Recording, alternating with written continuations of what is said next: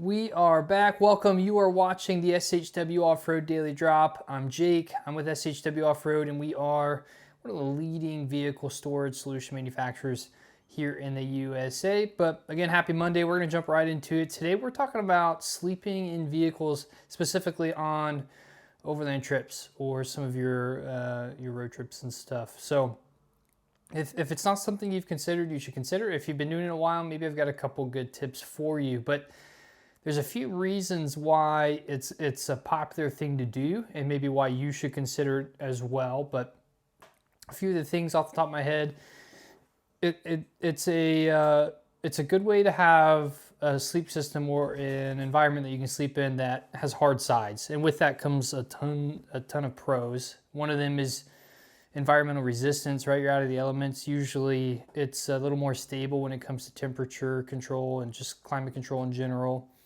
Usually having hard sides, it comes out a little more secure, but also it's just way faster than typical sleep systems, right? Being able to just park the vehicle, go into the back, maybe deploy a small sleep system and be ready to go is really, really fast, and it's very quick to go from place to place. So those are just a few of the reasons why maybe you should consider doing it, or why a lot of people do it. But as far as how to set up a sleep system in your vehicle, there are many ways. It can be anything as simple as just a form-fitting mattress, an air mattress in the base of your cargo area.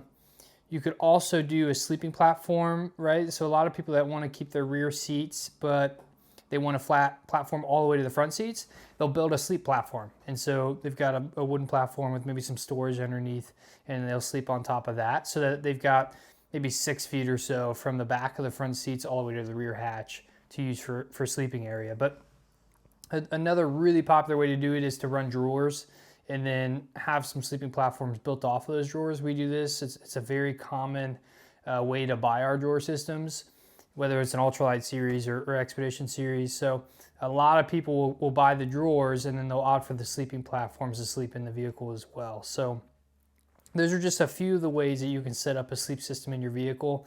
There's all kinds of ideas up online for you to check out as far as how people do this. But a few things to consider when it comes to sleeping in the vehicle for trips: make sure that your vehicle has enough room for you. All right. So just because someone else is able to make 5.5 foot length in the back of a JLU or Wrangler work doesn't mean you can. I certainly couldn't. But you need to consider length. Make sure you have the width you need, especially if you're going to be sleeping with 2 people in the vehicle. But also the headroom, right? So you can run out of headroom really quick sleeping in your vehicle if you've got storage underneath. That's something I struggle with quite a bit. I've tried to deploy a sleep system in my Grand Cherokee, my wife's Grand Cherokee, before, and just the headroom wasn't enough for me. It made me really claustrophobic. I couldn't really sit up in the vehicle. So make sure that you kind of feel that out, and it's going to work for you if you do have limited headroom in your vehicle. Another thing to consider is air circulation. When you close up your vehicle, close all your windows, man, it can get stifling pretty quick. So you need to consider how you're going to circulate air throughout the vehicle. It can be as simple as cracking a window, but that comes with some problems, right? If it rains, you're probably gonna get some water in. It also lets bugs in pretty easily, and other things as well. So you can crack a window. There are these cool things, window vents. A couple manufacturers make them. I've seen them kind of float all around, but essentially they allow you to crack your window, but then cover the crack with this window vent kind of thing. So what it does is it allows the air circulation, but you can get it with mesh in it, right? With these holes, you can buy it with mesh. And so that keeps bugs out. It really does a good job of keeping water out as well, yet you can circulate air, especially if you supplement it with a fan of some sort, whether that's a really low power draw 12-volt fan or battery powered. That's what we use, as a battery powered fan.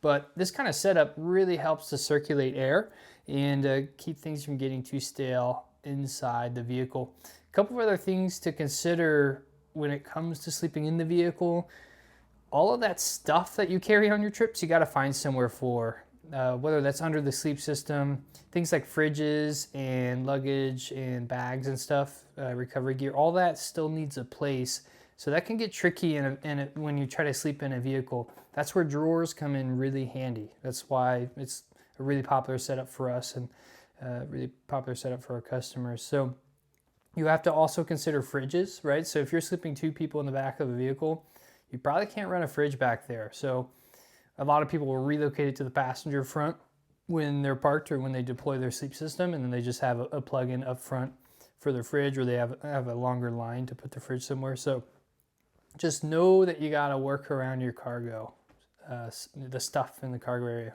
fridges, bags, stuff like that.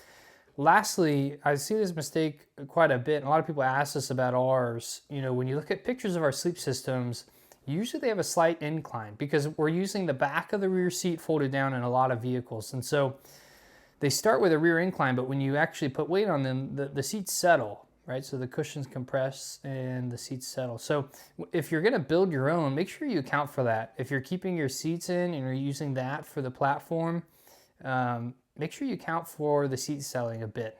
You know, not a ton, but you do need to account for it. But those are our quick tips about sleeping in your vehicle. If you have something to add, drop them below, let us know. Let me know what you want to hear about in the future. Tomorrow we're going to talk about vertical versus horizontal drawer systems, the pros and cons of each, why you might consider one or the other, maybe certain vehicles that one might work in better than the other. So tune in tomorrow. We're going to dive in. It'll be another quick one. Otherwise, thanks again for watching, and we'll see you next time. All right, bye-bye.